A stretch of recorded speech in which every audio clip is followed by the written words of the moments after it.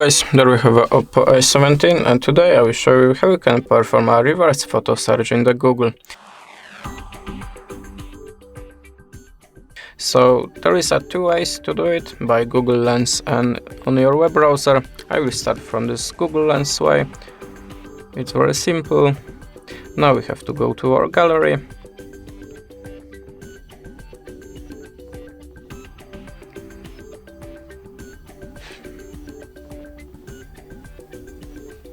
And choose the photo that you want to search in the Google. I will choose that one. Now tap on this little lens icon. And how you can see, now this image is in the Google search. So this is the first way. If you want to try to do it without a Google Lens, just go to your web browser like a Google Chrome.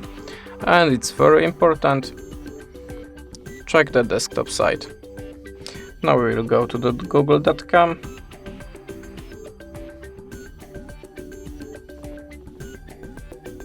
And in the desktop site, now you should have here a small camera icon. And to upload a file, click here. Allow a permission and choose the photo that you want to search in the Google, like this. Click done and wait a moment.